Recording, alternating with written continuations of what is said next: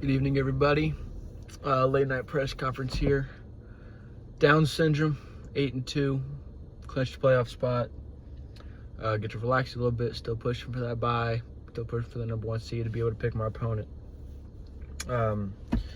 Very low scoring week this week.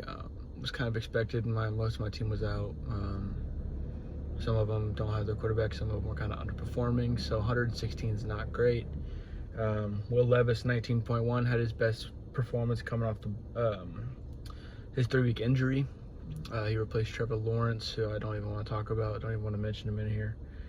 Levis was 18.3, threw for 2 touchdowns on road against a quality Chargers team.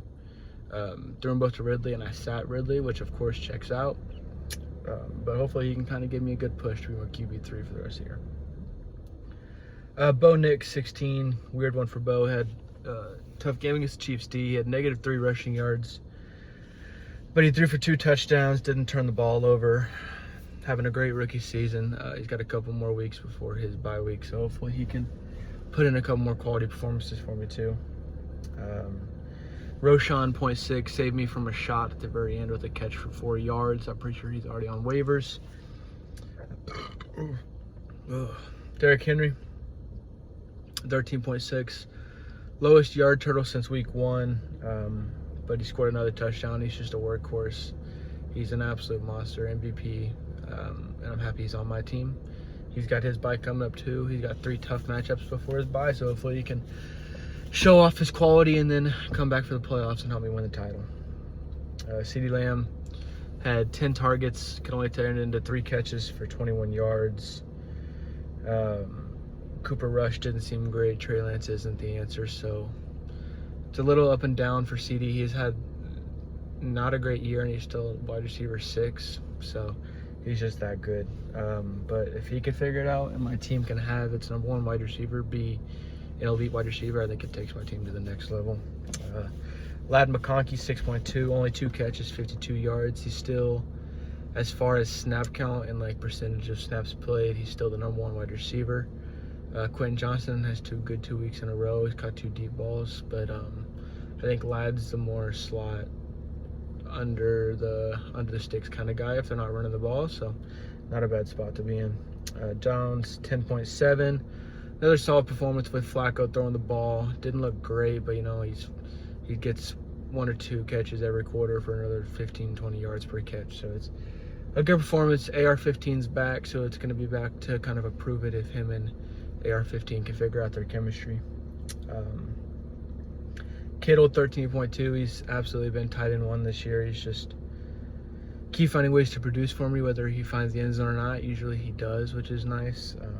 He's so good in the red zone, but he's been battling injuries all year. This sounds like the one he has now is a hamstring injury. It's a little bit more serious, so hopefully it doesn't hold him out, especially with Otten on bye this week. So hopefully we can keep him in the lineup. Otten, as I'm talking about, he was in my flex last week, had 6 points. His worst performance since he kind of turned into Baker's top target, but he still had almost double-digit targets. He's facing the 49ers defense, who's always tough against tight ends. Would like to get him back in the end zone for the late stretch of the season. Chiefs defense, 10 points. Somewhat lackluster performance, overshadowed obviously by the heroics at the very end. 2 sacks is just not enough if we're not going to force turnovers. Butker, 10 points, back to double digits. Almost cost us the game at the very end on the kickoff. Oh, Jesus. Torrey Taylor, 6 points, punts more than anybody in the league, but you got to be able to do stuff with the punts. Ridley on the bench, 22.9, another bad decision by me. Ridley Levis stat could be pretty good towards the end of the year. Deontay Johnson, 1.1, useless so far. I'm pretty sure he's on waivers. Ricky Pearsall had his first touchdown, maybe his breakthrough game in the wide receiver 2 spot for the Niners. Ray Davis is pretty useless, sometimes good, sometimes shit. Pacheco and Robinson were hurt, and DK and Gino were on bye. For Jesse's team, this one's going to sting for a while. It would have put him, if he won, it would have put him in the number 2 spot above me, right below Nick Lowe. Would have been in prime position to get a bye, but falls 2 off the pace now. Tied with Alex at 6-4. Still in very good spot to make the playoffs, but the bye is a little more out of the question, and it's still not out of the question that he'll miss the playoffs. Rodgers had an absolute stinker as the Jets got raped. 5 people scored 7 points. Amon-Ra, London, and Kelsey had very good performances, but that's all you had. Harris and Quentin Johnson have been good on the bench too for him. Around the NFFL, after Thursday night, everybody thought Mikey was going to have over 200 points, but his team kind of cooled off a little bit. Huge win though, solidified him back in the playoff spot, put him 2 clear of everybody at the bottom. Danger Russ had a good performance. Kamara looks to have his shine back, so Mikey's in a good spot to sneak into the playoffs. Ryan's second highest score and still lost to Mikey.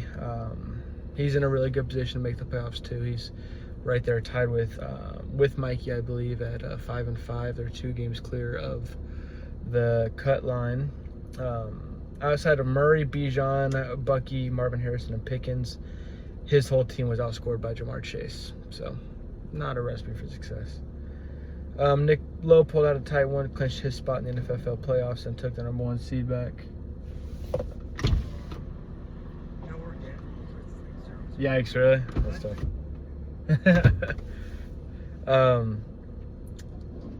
Yeah, he's back in the number 1 seed. Lamar had 32, Chargers D had 18. Quality performances, just got to expect him to repeat it. He made some trades, so we see how those affect him. Jackson took a late tough loss, almost completed the comeback. 4 players not in double digits, but you think that would usually get it done. But Josh Allen led the way. Mahomes and Allen's a great QB group. He got rid of Kyler Murray, so it's going to be interesting to see if that pays out for him. It's going to be tough to make the playoffs, but I'll make the push now. Alex won again, even though it wasn't quality. Eagles D and Connor had big days. Darnold stinker. I think Alex has probably the best depth in the league, so he's still got a good chance of making the playoffs. He's at 6-4 now, so got a good chance to push for the top seed too. Parker takes another tough loss and a shot. Hurts went nuclear. Multiple double-digit performers, but some people just didn't perform. It was kind of all average. Owen squeaked it out on Monday Night Football, kept him in the playoff race somewhat. Herbert and Purdy had good days. Cook and Puka helped support it, but the team's not out of the playoff contention, but it's going to be tough. Heartbreaker by less than a point for Harrison again. That's like his second one or third one this year. Chuba and Bills go for 20+. McCaffrey's back. Monty's still putting up numbers, but this one's going to hurt for Harrison because if he would have won, he would have been tied with Mikey and Ryan in the playoff picture. Oh, no, he would have been 4-6. He would have been a game back. So for the standings, yeah, Nick Lowe 8-2, Garvey 8-2, both clinched a playoff spot. Jesse 6-4, Alex 6-4, Mikey 5-5, Ryan 5-5, Harrison, Owen, Jackson, and Parker at 3-7. For my power rankings, I have Nick Lowe, Garvey, Alex, Jesse, Mikey, Ryan, Harrison, Jackson, Owen, Parker. And for my Week 11 matchups, I got Garvey beating Parker 159-138. Alex beating Jackson 162-144. Nick Lowe beating Ryan 142-128. Mikey 160-137. And Jesse 149 Harrison 135. I know it's rivalry week, so good week to everybody. Apologies to everybody that lost. Good job to everybody that won. Good luck, guys. Go Chiefs.